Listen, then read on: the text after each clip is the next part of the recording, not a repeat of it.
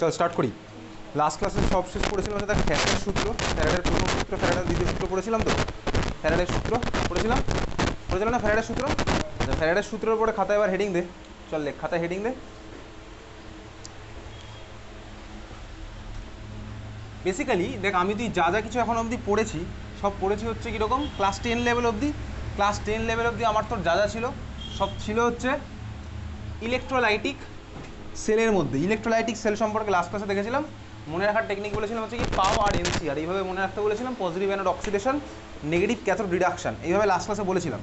তো বেসিক্যালি আমি তুই যা যা কন্ডাক্টেন্স দেখি বা পরিবাহিতা দেখি একটু বই বার কর, বইয়ের মধ্যে বাংলা টার্মগুলোর সাথে একটু পরিচিত হব। তো বইটা একটু বার কর, তড়িৎ রসায়ন চলে যাওয়া হচ্ছে।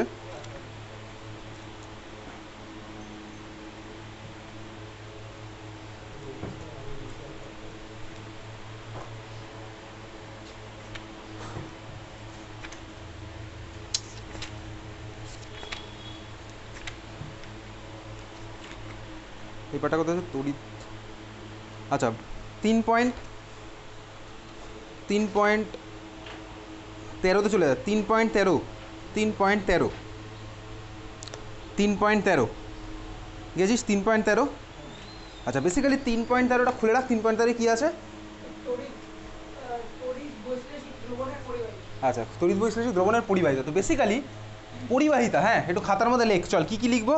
ধর আমি তো এই যে সলিউশনের মধ্যে দিয়ে আগের ক্লাসে দেখেছিলাম এইরকম আমার কাছে একটা বেসিক সেট আপ থাকতো, তাই না? ইলেকট্রোলাইটিক সেল যার মধ্যে ফ্যারাডের সূত্র পড়েছিলাম, পজিটিভ আর নেগেটিভ এরকম দুখানা কানেক্ট করা থাকতো দুখানা তড়িৎদ্বারের সাথে। এটা লাস্ট ক্লাসে দেখেছিলাম।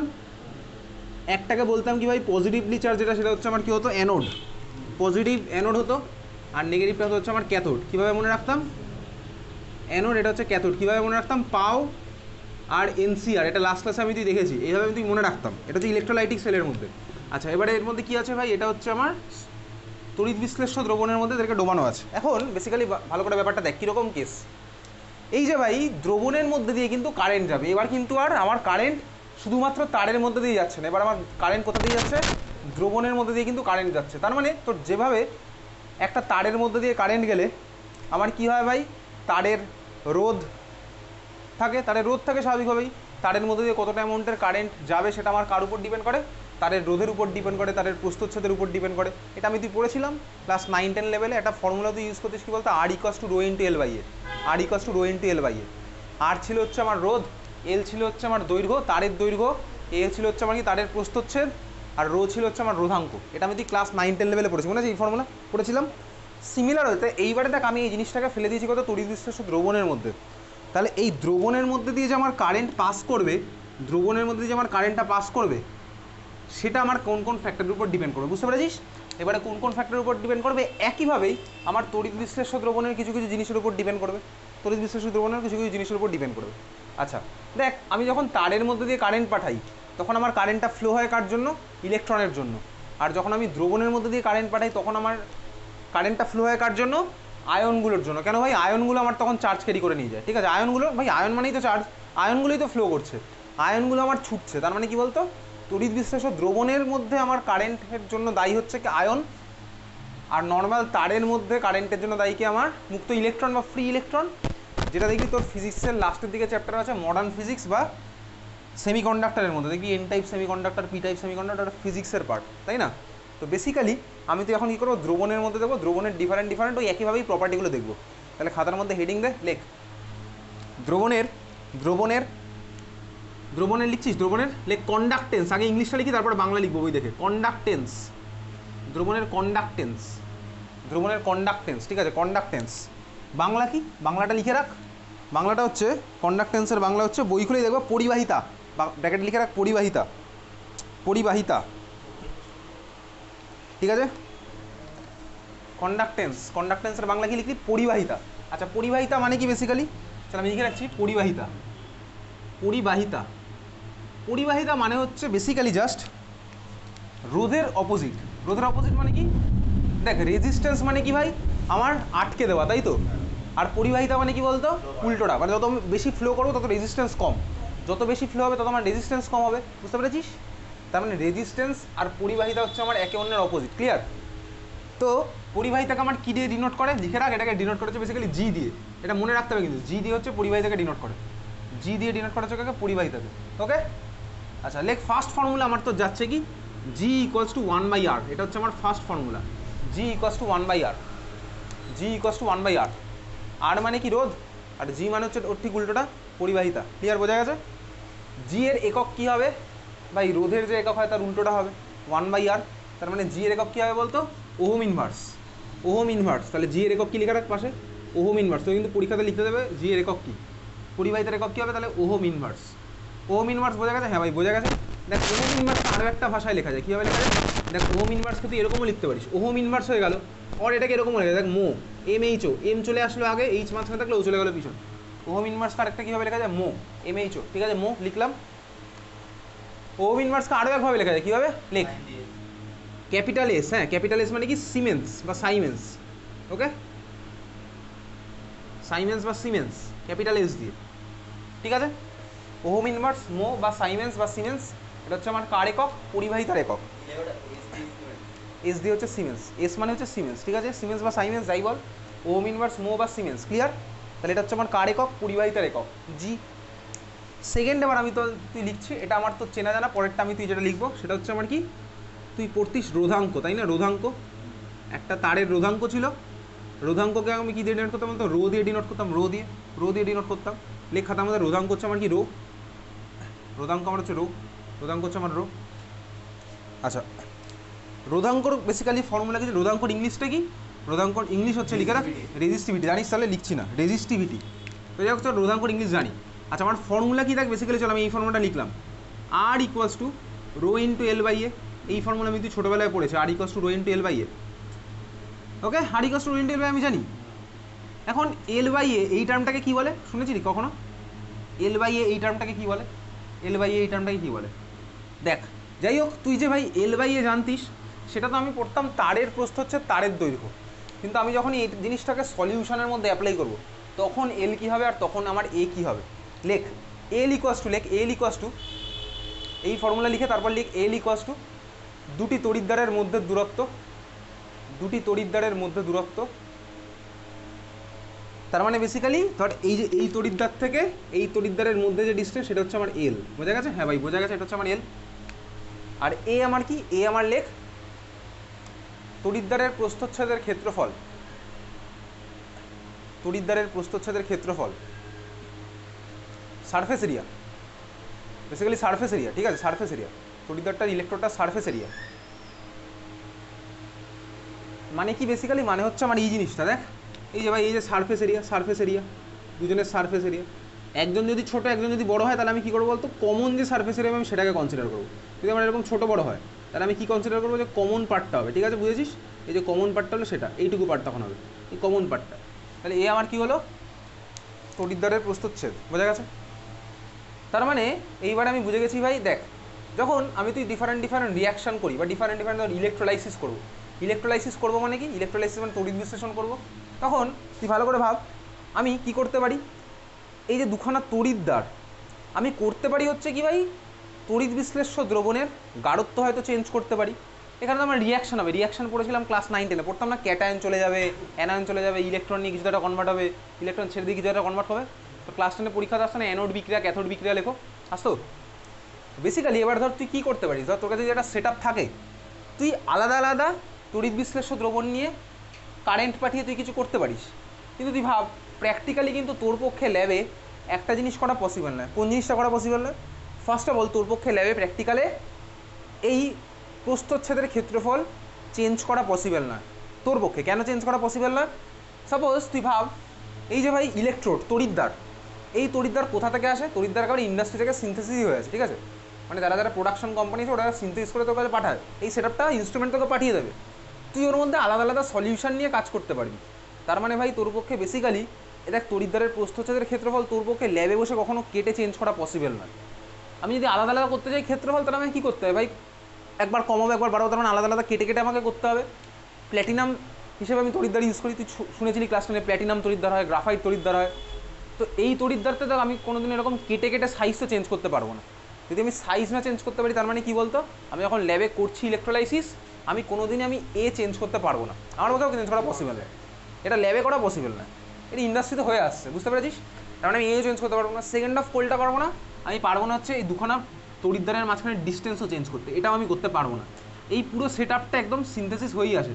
তুই গুগলে সার্চ করলে পেয়ে যাবি কোনো একটা ইলেকট্রোড এরকম প্ল্যাটিনাম ইলেকট্রোড সার্চ করবি পেয়ে যাবি, ঠিক আছে? ইলেকট্রোলাইটিক সেলের মধ্যে ছোট্ট ছোট্ট সাইজের হয়। তার মানে কী হলো বেসিক্যালি আমি এলও চেঞ্জ করতে পারবো না, এও চেঞ্জ করতে পারবো না। তার মানে বেসিক্যালি দেখ এলও কনস্ট্যান্ট, এও কনস্ট্যান্ট হয়ে গেল একটা পার্টিকুলার সেলের জন্য, একটা পার্টিকুলার সেলের জন্য আমার এলও কনস্ট্যান্ট, এও কনস্ট্যান্ট। এই জন্য এল বাই এ এই টার্মটাকে বলে কি লেখ কোষ ধ্রুবক। এল বাই এ এই টার্মটাকে কী বলে লেখ কোষ ধ্রুবক। L by A equals to লিখছিস কোষ ধ্রুবক, l by A equals to লিখবি কোষ ধ্রুবক, l by A equals to আমার কী হচ্ছে কোষ ধ্রুবক, লিখেছিস কোষ ধ্রুবক, কোষ ধ্রুবক হয়ে গেছে লেখা কোষ ধ্রুবক। আচ্ছা কোষ ধ্রুবককে কী দিয়ে ডিনোট করে? কোষ ধ্রুবককে ডিনোট করা হচ্ছে, লিখে রাখ, কোষ ধ্রুবককে লিখেছিস তো, কোষ ধ্রুবক লিখেছিস ব্র্যাকেটে লেখ জি স্টার, জি স্টার। কোষ ধ্রুবককে জি স্টার দিয়ে ডিনোট করে, কোষ ধ্রুবককে জি স্টার দিয়ে ডিনোট করে। তার মানে G star equals to l by A, G star equals to l by A হলো। খুব ভালো কথা বোঝা গেছে? আচ্ছা এইবারে তুই ভাব এখন তাহলে এল বাই এ, তাহলে আমি যদি বলি তোকে রো এর ডেফিনেশন কী হবে, ডেফিনেশন আমি কীভাবে শিখতাম ক্লাস 10-এ শিখেছি, ডেফিনেশন লেখা একটা ফর্মুলা থাকে, কীভাবে লিখতে হয় দেখ, আমি যদি এল এর ভ্যালু 1 করি মানে এল বাই এ টার্মটাকে যদি আমি 1 করে দিই তাহলে আমার কী হবে বলতো আর ইকুয়াস টু রো। তার মানে যখন আমার L by A equals to 1 তখন আর ইকুয়াস টু রো হবে। তার মানে কি বলবো দেখ একক দৈর্ঘ্য আর একক প্রস্থচ্ছেদের কোনো তড়িৎ বিশ্লেষণ মানে এরকম সেলের সেট আপের যে রোধ সেটাই হবে হচ্ছে আমার রো, তাই না? এটাই হচ্ছে আমার ডেফিনেশন, বুঝতে পারছিস? ক্লিয়ার? আচ্ছা বুঝতে পারলাম। তার মানে কি যখন এল এর ভ্যালু 1, এর ভ্যালু 1 তখন আর ইকুয়াস টু হবে হচ্ছে রো, বুঝতে পারছো সবাই? এটার ফিজিক্যাল সিগনিফিকেন্সটা কি? ফিজিক্যাল সিগনিফিকেন্সটা ভালো করে বুঝি। ধর আমি তোকে বললাম এল এর ভ্যালু 1, এর ভ্যালু 1, আচ্ছা এর ইউনিট কী হবে বলতো? মিটার স্কোয়ার বা সেন্টিমিটার স্কোয়ার স্বাভাবিকভাবেই। এল এর ইউনিট কী হবে? সেন্টিমিটার বা মিটার যাই হোক। দেখ তার মানে আমি কী করলাম ভালো করে বোঝ, আমি কী করলাম বলতো এল এর ভ্যালু 1 করলাম মানে আমি করে দিলাম 1 সেন্টিমিটার, তার মানে দুখানার মধ্যে ডিস্টেন্স 1 সেন্টিমিটার। এর ভ্যালু করলাম কত? 1 সেন্টিমিটার স্কোয়ার। তার মানে এই দেখ এই যে দুখানা প্ল্যাটিনাম ইলেকট্রোড যাইয়ে থাক এর ভলিউম তাহলে কত হবে? প্রস্থচ্ছেদ হচ্ছে আমার 1 সেন্টিমিটার স্কোয়ার আর লেংথ হচ্ছে আমার 1 সেন্টিমিটার, তাহলে এটার ভলিউম কত হবে? 1 সেন্টিমিটার কিউব। তার মানে আমি ভাবতে পারি এটা হচ্ছে এমন একটা কিউব যার ভলিউম 1 সেন্টিমিটার কিউব। কোন ভলিউমের কিউব হবে 1 সেন্টিমিটার কিউব? যার প্রত্যেকটা এজ হবে হচ্ছে 1 সেন্টিমিটার, এটাই হবে। তার মানে আমি কী ভাবলাম বলতো, আমি ভাবলাম এল বাই এ যখন 1 হয় তখন বেসিক্যালি আমি ভেবে নিলাম দুখানা ইলেকট্রোডের মাঝখানে ভলিউম হচ্ছে আমার 1 সেন্টিমিটার কিউব বা 1 ml, 1 সেন্টিমিটার কিউব বা 1 ml, তাই না? 1 ml বা 1 সেন্টিমিটার কিউব।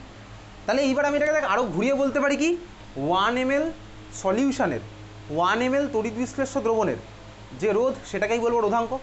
1 ml তড়িৎ বিশ্লেষ্য দ্রবণের যে রোধ সেটাকেই বলবো রোধাঙ্ক, বোঝা গেছে? তাহলে এটা হচ্ছে আমার রোধাঙ্কের সংজ্ঞা কার রেসপেক্টে? এটা হচ্ছে আমার দ্রবণের রেসপেক্টে, তড়িৎ বিশ্লেষ্য দ্রবণের রেসপেক্টে রোধাঙ্কের সংজ্ঞা কী হলো? 1 ml সলিউশন বা 1 ml তড়িৎ বিশ্লেষ্য পদার্থের দ্রবণের যে রোধ সেটাকে আমি বলছি হচ্ছে রোধাঙ্ক, বুঝতে পেরেছিস? 1 ml এর যে রোধ সেটাকে আমি বললাম হচ্ছে রোধাঙ্ক, বুঝে গেছিস? খাতায় লিখেও রাখবি 1 ml এর যে রোধ সেটাই হলো আমার রোধাঙ্ক। ক্লিয়ার? এটা হচ্ছে আমার রোধাঙ্কের ফর্মুলা। চল পরেরটা লেখ, রোধাঙ্ক আমার হয়ে গেছে, কোষ ধ্রুবকও আমার হয়ে গেছে। পরের টার্মটা লেখ, ইংলিশটা লেখ তারপরে বাংলাটা লিখছি। পরেরটা লেখ, হয়ে গেছে লেখাটা সবার? পরেরটা লিখছিস স্পেসিফিক, স্পেসিফিক তুই বইতে আছে কিনা দেখছিস স্পেসিফিকটাকে? হ্যাঁ আছে, চল লেখ স্পেসিফিক কন্ডাক্টেন্স, স্পেসিফিক কন্ডাক্টেন্স, ঠিক আছে? স্পেসিফিক কন্ডাক্টেন্স और আরও একটা নাম আছে লেখ কন্ডাক্টিভিটি, কন্ডাক্টিভিটি, স্পেসিফিক কন্ডাক্টেন্স और কন্ডাক্টিভিটি और স্ল্যাশ দিয়ে আবার বাংলা নামগুলো লিখছি। বাংলা নাম লেখ, এর বাংলা নাম হচ্ছে আপেক্ষিক পরিবাহিতা, আপেক্ষিক পরিবাহিতা, আপেক্ষিক পরিবাহিতা, ঠিক আছে? আপেক্ষিক পরিবাহিতা, হ্যাঁ আপেক্ষিক পরিবাহিতা। তোর বইতে আছে কি পরিবাহিতাঙ্ক? বাংলা যা আছে বইতে সেটা দেখে লিখছি। বাংলা পরিবাহিতাঙ্ক পেলে দেখবো, আমি এখন তো দেখতে পাচ্ছি না আপেক্ষিক পরিবাহিতা। ঠিক আছে চল দেখা যাক। আপেক্ষিক পরিবাহিতা পরিবাহিতাঙ্গ হলে হবে, দেখতে হবে আছে কিনা এই বাংলা নামটা। তো যাই হোক চল, আপেক্ষিক পরিবাহিতা লিখেছিস। এইবারে দেখ তোমাকে বলতো সেল কনস্ট্যান্টের ইউনিট কী হতো? সেল কনস্ট্যান্টের ইউনিট কী হবে? সেল কনস্ট্যান্টের ইউনিট কী হবে? সিজিএসে হবে হচ্ছে আমার সেন্টিমিটার ইনভার্স, আর এসআইতে হবে হচ্ছে মিটার ইনভার্স। এল বাই এর ইউনিট, এ তো ভাই ছোটদের খেলা। এল হচ্ছে আমার লেংথ আমার সিজিএস হবে সেন্টিমিটার, এ আমার সিজিএস হবে হচ্ছে সেন্টিমিটার স্কোয়ার, তাহলে সেন্টিমিটার বাই সেন্টিমিটার স্কোয়ার হবে হচ্ছে সেন্টিমিটার ইনভার্স। তাহলে এগুলো আমি খাতায় লেখালাম না। এল বাই এর ইউনিট সিজিএস হবে সেন্টিমিটার ইনভার্স, আর এসআইতে হবে কি আমার মিটার ইনভার্স। বুঝতে পেরেছিস? হ্যাঁ ভাই বুঝতে পেরেছি। স্পেসিফিক কন্ডাক্টেন্স বা কন্ডাক্টিভিটি বা বাংলাটা কিছু লিখেছিস। আচ্ছা এটাকে কী দিয়ে ডিনোট করে? এটাকে লেখে হচ্ছে এই সাইনটা দিয়ে ডিনোট করে, এটাকে বলে কাপ্পা। ঠিক আছে, কাপ্পা। এটাকে হচ্ছে এই সাইন দিয়ে ডিনোট করে। লিখছিস এই সাইনটা লিখছিস, এই সাইনটাকে কী বলে? কাপ্পা। ঠিক আছে, কাপ্পা।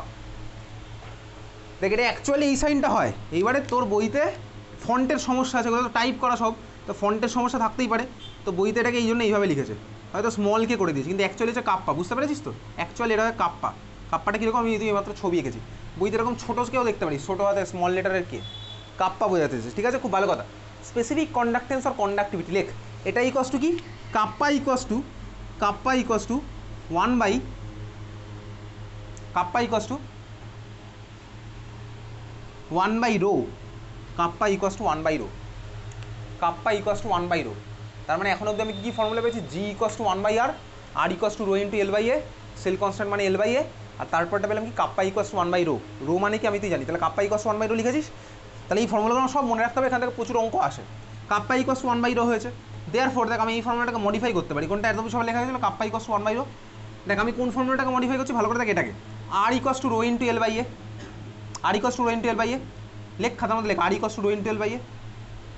আর এটাকে আমি লিখতে পারি আর এর পজিশন আর রো এর পজিশন আমি চেঞ্জ করে দিলাম, তাহলে আমার কী হয়ে গেল বলতো? 1 by rho equals to 1 by R into l by A. হ্যাঁ ভাই বলতেই পারি, জাস্ট রোটাকে এদিকে গেলো, আরটা ওদিকে গেল। 1 by rho equals to 1 by R into l by A বলতেই পারি। আর 1 বাই রো মানে কি? আমার কাপ্পা বাই 1 বাই রো মানে কাপ্পা, আর 1 বাই আর মানে কি? আমার জি। তার মানে kappa equals to G into l by A. এই ফর্মুলাটা দিয়ে প্রচুর অঙ্ক হবে। Kappa equals to G into l by A, kappa equals to G into l by এ।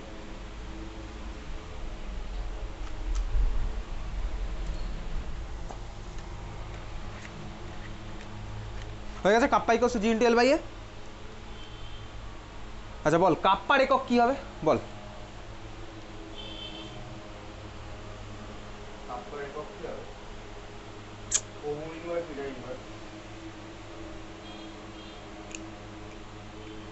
একটুখানি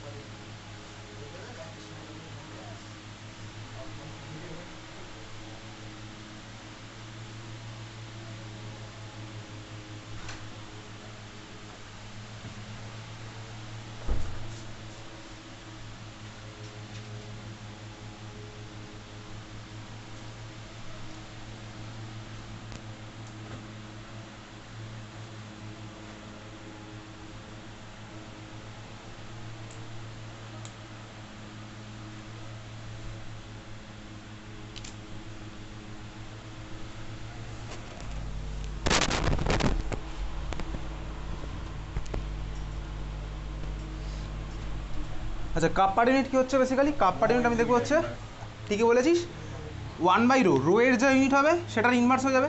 রোধাঙ্কের ইউনিট আমার কী হতো, রোধাঙ্কের ইউনিট আমি বার করতে পারবো। রোধাঙ্ক কী হবে, রোধাঙ্ক হবে হচ্ছে R into A by l. R into A by l মানে কী হবে বলতো, আর ইন্টু এ বাই এল মানে হবে হচ্ছে ওম ইন্টু মিটার, ওম মিটার বা ওম সেন্টিমিটার, মিক্স করে আমি বলতে পারি ওম মিটার বা ওম সেন্টিমিটার। তার মানে এটার ইউনিট কী হবে বলতো, পরীক্ষাতে জিজ্ঞেস করবে ডাইরেক্ট, এটার কী হবে ওহম ইনভার্স,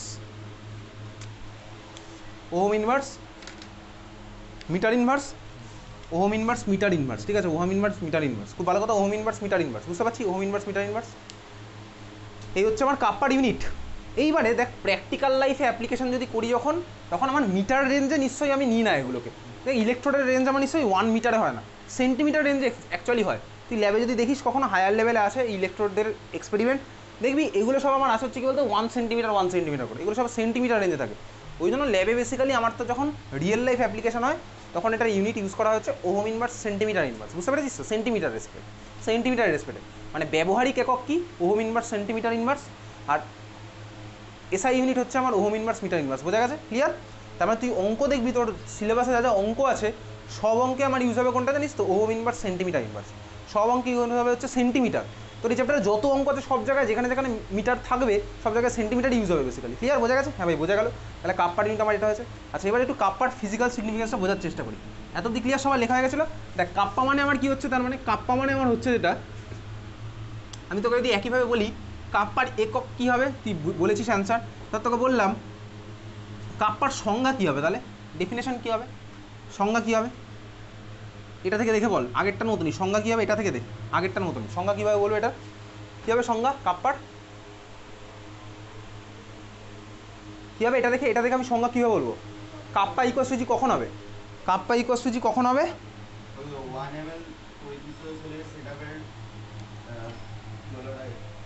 পরিবাহিতা, এক্স্যাক্টলি ঠিকই বলেছিস। তার মানে কি বলতো, আমি এখানে একইভাবেই এলটাকেও করলাম 1, এটাকেও করলাম 1, তার মানে কিছুক্ষণ আগে আমি তো বলেছিলাম 1 ml সলিউশন, তাই না, 1 ml সলিউশন।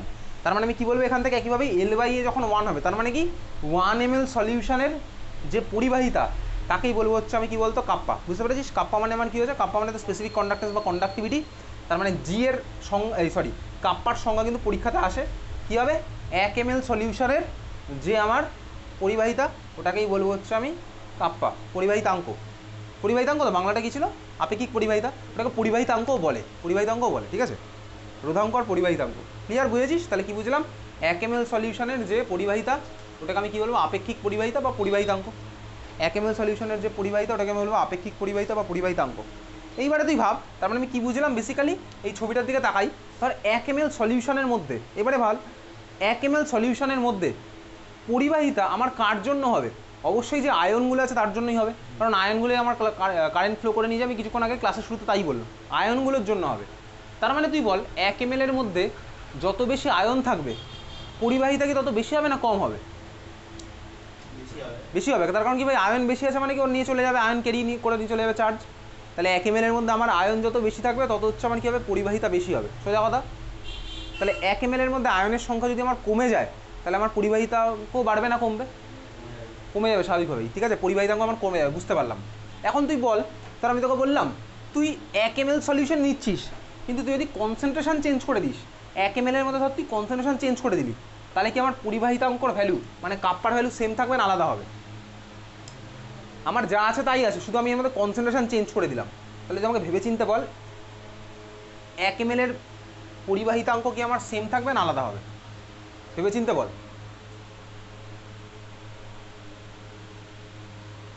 কি কোশ্চেন করেছি বুঝতে পেরেছিস, কোশ্চেন কী করেছি না বুঝতে পারলে অ্যান্সার কোনো দিন তুই বলতে পারবি না, তুই যদি প্রবলেম কি আইডেন্টিফাই না করতে পারিস তাহলে অ্যান্সার কী করে বলবি।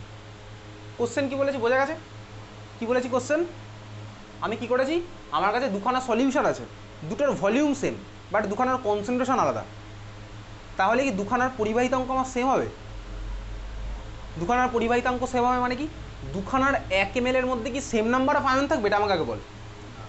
সেম নাম্বার অফ আয়ন আমার থাকবে না, যদি আমার দুখানার কনসেন্ট্রেশন আলাদা হয়, ভলিউম এক হোক, কনসেন্ট্রেশন যদি আলাদা হয় তার মানে দুখানার 1 ml এর মধ্যে আমার সেম নাম্বার অফ আয়ন থাকবে না, যেখানে কনসেন্ট্রেশন বেশি বল তুই কোথায় আয়ন বেশি থাকবে, 1 ml এর মধ্যে আয়ন কোথায় বেশি থাকবে, যেখানে কনসেন্ট্রেশন বেশি, তাহলে যেখানে কনসেন্ট্রেশন বেশি স্বাভাবিকভাবেই বুঝতে পারছি। এবারে তুই বল দুটো সলিউশনের 1 ml এর মধ্যে নাম্বার অফ আয়ন আমার সেম নেই, তাহলে দুখানার কি পরিবাহিতাঙ্ক সেম হবে, এবার বল ভেবে চিনতে বল। সায়েন্স নিয়ে পড়ছিস, 2 বছর হয়ে গেল।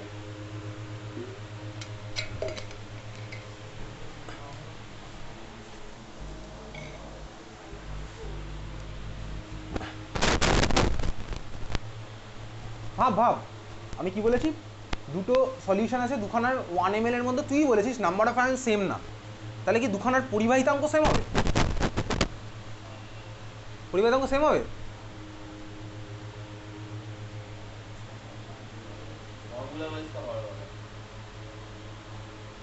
প্র্যাকটিক্যালি কি বুঝতে পারছিস? ফর্মুলা তো পড়ে এসে, ফর্মুলাতে এসে প্র্যাকটিক্যাল, আগে তো আমরা প্র্যাকটিক্যালি ফিল করবো ব্যাপারটা, তারপরে তো ফর্মুলা। প্র্যাকটিক্যালি কি বুঝতে পারছিস? হবে কি সেম? কেন সেম হবে না? তারপর নাম্বার অফ আয়ন আলাদা, নাম্বার অফ আয়ন যদি আলাদা হয় তাহলে 1 ml এর কন্ডাক্টিভিটি আলাদা হবে, কন্ডাক্টিভিটি মানে হচ্ছে জি, পরিবাহিতা আলাদা হবে, পরিবাহিতা যদি আলাদা হয় তার মানে পরিবাহিতাঙ্ক আলাদা হবে। তার মানে কি বুঝলাম বলতো ভাই, আলটিমেটলি আমার ভলিউমের একটা রোল আছে, অবশ্যই কনসেন্ট্রেশনের একটা রোল আছে, কনসেন্ট্রেশনের রোল আছে মানে নাম্বার অফ মোলের একটা রোল আছে, নাম্বার অফ মোলের রোল আছে মানে কি এই ফর্মুলাটা দিয়ে আমার আলটিমেটলি সব কিছু হবে না, বুঝতে পারছি, ঠিক আছে? নাম্বার অফ মোলের যদি রোল থাকে তার মানে এই কন্ডাক্টিভিটি বা পরিবাহিতা বা এই যে কাপটা যেটা লিখছিলাম এটা আমার একটুখানি চেঞ্জ হবে, মডিফাই হবে।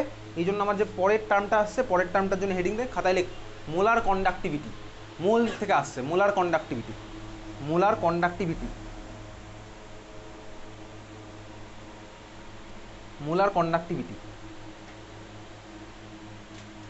বাংলাটা লিখে রাখ মোলার পরিবাহিতা।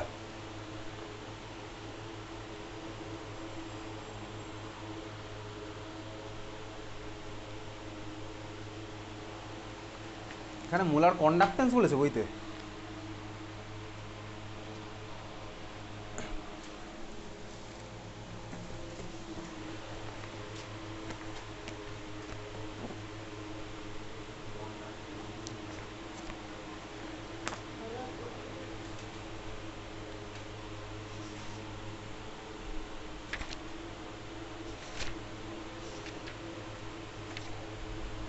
এটা হবে অ্যাকচুয়ালি মোলার কন্ডাক্টিভিটি, ঠিক আছে? আমি ছায়া প্রকাশনী বইয়ের উপর আমি ভরসা করি না, ফার্স্ট অফ অল অনেক ভুলভাল আছে। এটা হচ্ছে মোলার কন্ডাক্টিভিটি, ওকে? মোলার কন্ডাক্টিভিটি, ঠিক আছে? মোলার কন্ডাক্টিভিটি, মোলার কন্ডাক্টেন্স বইয়ের মধ্যে কেটে দেয়, করে ওটা করে দিয়েছে molar conductivity, molar conductivity, molar conductivity, molar conductivity, ঠিক আছে? আচ্ছা খাতা এটে দিয়েছিস মোলার কন্ডাক্টিভিটি, বাংলাটা কি? তুল্যাঙ্ক পরিবাহিতা, তুল্যাঙ্ক পরিবাহিতা। আচ্ছা দেখ, বেসিক্যালি তুল্যাঙ্ক সরি কী বললাম, মোলার পরিবাহিতা, মোলার পরিবাহিতা, মোলার পরিবাহিতা মানে কি ঠান্ডা মাথায় ভালো করে দেখ। আমি এবার কি করছি, আমি যেটা করছি হচ্ছে এতক্ষণ দেখ আমি বলছিলাম কি 1 ml এর মধ্যে, 1 ml এর মধ্যে ওর যা পরিবাহিতা হবে সেটাই আমার পরিবাহিতাঙ্ক, 1 ml এর যা পরিবাহিতা সেটাকে আমি বলছিলাম পরিবাহিতাঙ্ক। এবার আমার গন্ডগোলটা কোথায় বেঁধে যাচ্ছিলো, গন্ডগোলটা বেঁধে যাচ্ছিলো 1 ml এর মধ্যে নাম্বার অফ আয়ন আমার আলাদা আলাদা হবে, আলাদা আলাদা কনসেন্ট্রেশনে। ওই জন্য এবার আমি কী করলাম বলতে, এবার আমি নাম্বার অফ আয়নটাকে ml এর রেসপেক্টে খেলাবো না। কীরকম খেলাবো ঠান্ডা মাথায় দেখ, আমার আলটিমেটলি এই যে পরিবাহিতা এটা কার জন্য হয়, আয়নের জন্য হয়। তাহলে যদি আমার নাম্বার অফ আয়ন সেম থাকে তাহলে আমার পরিবাহিতা সেম থাকবে। এই জন্য আমি এবার কী করলাম, সংজ্ঞাটাকে একটু মডিফাই করলাম, যে মোলার পরিবাহিতা যেটা লিখছি, মোলার পরিবাহিতাকে কী দিয়ে ডিনোট করে একটু লিখে রাখ ব্র্যাকেটে, এটাকে ডিনোট করে হচ্ছে ক্যাপিটাল ল্যামডা, এটা হচ্ছে ক্যাপিটাল লেটারে ল্যামডা, আর মোলার মানে হচ্ছে নিচে এম, ঠিক আছে? এটা হচ্ছে আমার মোলার কন্ডাক্টিভিটির এইভাবে ডিনোট করে ক্যাপিটাল ল্যামডা এম, ওকে? বোঝা গেছে? খুব ভালো কথা। ক্লাস 11-এ দেখবি তুই যখন পড়েছিলি বেসিক কনসেপ্ট অফ কেমিস্ট্রি, কেমিস্ট্রির ফার্স্ট চ্যাপ্টার, তখন মোল পড়েছিলি, মোলারিটি পড়েছিলি, নর্মালিটি পড়েছিলি, মোলালিটি পড়েছিলি, তারপর দেখবি আরও একদিন চলে আসতো কি বলতো, তুল্যাঙ্কভার চলে আসতো, তুল্যাঙ্কভার, ইকুইভ্যালেন্ট ওয়েট, এটাও তুই ক্লাস 11-এই পড়েছিলি। মোল পড়ার সাথে সাথেই পড়েছিল হচ্ছে তুল্যাঙ্কভার। তো আমি তুই এখন দেখছি মোলারের রেসপেক্টে দেখ মোলার পরিবাহিতা মানে কি, মোলার পরিবাহিতা মানে ঠান্ডা মাথায় শোন, বলছে 1 মোল আয়ন যত ml সলিউশনের মধ্যে আছে সেই ভলিউমের আমার কন্ডাক্টেন্সকে বলে হচ্ছে মোলার কন্ডাক্টিভিটি। কি বললাম, আমি এবার নাম্বার অফ আয়ন ফিক্স করে নিলাম, 1 মোল আয়ন যত ভলিউমের মধ্যেই থাক, 1 মোল আয়ন যত ভলিউমের মধ্যে আছে সেই ভলিউমের যা কন্ডাক্টেন্স সেটাকে আমি বলবো হচ্ছে মোলার কন্ডাক্টিভিটি। বুঝতে পেরেছিস? 1 মোল, এই সংজ্ঞা তোকে পরীক্ষাতে লিখতে দেবে, 1 মোল আয়ন যত ভলিউমের মধ্যে থাকে সেই ভলিউমের যা কন্ডাক্টেন্স সেটাই আমার কী হবে, মোলার কন্ডাক্টিভিটি। 1 মোল আয়ন যত ভলিউমের মধ্যে থাকবে সেই ভলিউমের যে কন্ডাক্টেন্স হবে সেটাকে আমি বলি কি, মোলার কন্ডাক্টিভিটি। বুঝতে পেরেছিস? তাহলে 1 মোল আয়ন আমার যত ভলিউমের মধ্যে থাকবে সেই ভলিউমের যা কন্ডাক্টেন্স হবে সেটাকে আমি বলবো কি মোলার কন্ডাক্টিভিটি। তার মানে ল্যামডা এম এর ফর্মুলা কী হলো বলতো বেসিক্যালি, দেখ ল্যামডা এম এর ফর্মুলা আমার হয়ে গেল এইটা। ল্যামডা এম ইকুয়ালস আমি কী বলবো, আমি কী বলেছি ভাই, 1 মোল আয়ন যত ভলিউমের মধ্যে থাকে, সাপোজ আমি ভেবে নিলাম এটা আছে ভি ভলিউমের মধ্যে, সেই ভলিউমের যা কন্ডাক্টেন্স সেটাকে বলবো আমি কি মোলার কন্ডাক্টিভিটি। দেখ ইউনিট ভলিউমের কন্ডাক্টেন্সকে আমি কী বলি, কাপ্পা। তাহলে ভি ভলিউমের কন্ডাক্টেন্সকে কী বলবো বলতো, ভি ইন্টু কাপ্পা। এমন আমার ফর্মুলা দেখ এটা হয়ে গেল lambda M equals to kappa into V. যদি আমি এই ফর্মুলা দিয়ে অঙ্ক করবো না, আমার এর পরের ভার্সনটা দিয়ে অঙ্ক লাগবে, এই ফর্মুলা আমার দিয়ে অঙ্ক লাগবে না, ঠিক আছে। দেখ এইবারে পরের যে ফর্মুলাটা আসছি, এবারে ভলিউম আমার কী হতে পারি ভাই, মোলার বলেছি, তার মানে মোলারিটিতে করি। তাহলে মোলারিটিতে যদি করি, ঠান্ডা মাথায় থাকে এই ফর্মুলা দিয়ে অঙ্ক করবো, ফর্মুলা কীভাবে এসে তো লাগবে না পরীক্ষার জন্য, তাও আমি তোকে দেখাচ্ছি ফর্মুলা কীভাবে আসলো। বেসিক্যালি চলো আমি ভাবলাম আমার কাছে একটা সলিউশন আছে, তড়িৎ বিশ্লেষ্য দ্রবণ অবশ্যই, যার গাঢ়ত্ব ধর এক্স মোলারিটি, ভাবতেই পারি এক্স মোলারিটিকে আমি এইভাবে লিখতে পারি চাইলে, হ্যাঁ ভাই লিখতে পারি, কী বলতো 1 মোল বাই 1/x লিটার, হ্যাঁ ভাই পারি লিখতে, অবশ্যই পারি। এক্স মোলারিটি এভাবে লিখতে পারি 1 মোল বাই 1/x লিটার, কারণ মোলারিটি মানে আমার মোল বাই লিটার।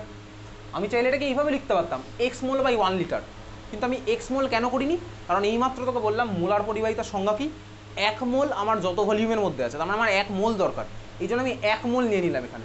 ভলিউমটা তো আমার চেঞ্জ হবে, সিস্টেমের ভলিউম আমার চেঞ্জ হতে পারে, তাহলে আমি কী করলাম এখানে ভলিউমটা এরকম নিয়ে নিয়েছি। তো লিটার, যাই হোক চলো আমি এটাকে এইভাবেও লিখতে পারি, এটাকে আমি লিটারটাকে যদি তুলি তার মানে কী হয়ে যাবে 1000/x ml হয়ে যাবে, হ্যাঁ ভাই পারি লিখতে। 1000/x ml কে আমি এরকমও লিখতে পারি 1000/x সেন্টিমিটার কিউব, হ্যাঁ ভাই পারি, কোনো অসুবিধার কিচ্ছু নেই। তাহলে আমার ভলিউম কত হলো বলতো মিডিয়ামের 1000/x। আমি তোকে তখন থেকে কী বলছি, এই যে যা ক্যালকুলেশন হবে সব আমার হবে হচ্ছে সেন্টিমিটার লেভেলে, ওই জন্য আমি এটাকে নিয়ে আসলাম সেন্টিমিটারের লেভেলে, বোঝা গেছে, হ্যাঁ ভাই বোঝা গেছে। তাহলে আমার ফর্মুলাটা কী হয়ে গেল বলতো, lambda M equals to kappa into volume. Volume কত 1000 বাই যা মোলারিটি দেবে তাই হবে, যা মোলারিটি কোশ্চেনে দেবে তাই হবে, তার মানে কী হয়ে গেল বলতো 1000 বাই কোশ্চেনে যা মোলারিটি থাকবে তাই, এই হচ্ছে আমার ফর্মুলা, এটা দিয়ে আমার তো অঙ্ক হবে। Lambda M equals to 1000 kappa by M, lambda M equals to 1000 into kappa by M, এটাকে বক্স করে রাখ, এটা দিয়ে প্রচুর অঙ্ক হবে কিন্তু, যেখানে আমার ঠিক আছে লিখে রেখেছিস lambda M equals to 1000 into kappa by M, lambda M equals to 1000 into kappa by molarity, lambda M equals to 1000 into kappa by molarity লিখে রাখলাম, হ্যাঁ ভাই লিখে রাখলাম। দেখ এটার সাথে লিখে রাখ অ্যাসোসিয়েটেড উইথ, মানে এই সব জিনিসটা পুরো এই ফর্মুলা আমি ইউজ করছি যখন, অ্যাসোসিয়েটেড উইথ সেন্টিমিটার, মানে এখানে সব কিছু আমার সেন্টিমিটার রেঞ্জ হবে, বুঝতে পেরেছিস, হ্যাঁ ভাই বুঝতে পেরেছি। কাপ্পা যদি আমাকে কোশ্চেনে মিটারে দিয়ে দেয় আমি সেন্টিমিটার কনভার্ট করে নেবো, দেবে না যদিও, বোর্ড এক্সামে তো দেবেই না, বোর্ড এক্সামে দেবে না, ক্লিয়ার, বোঝা গেছে, হ্যাঁ বোঝা গেছে। তাহলে আমি কী করলাম, lambda M equals to 1000 kappa by molarity, এই পুরো ফর্মুলাটা আমার কিসের সাথে অ্যাসোসিয়েটেড, সেন্টিমিটারের সাথে, এই ফর্মুলা দিয়ে আমার ফার্স্ট অঙ্ক হবে, এই ফর্মুলা দিয়ে কিন্তু আমার অঙ্ক হবে, ঠিক আছে। তাহলে এটা ছিল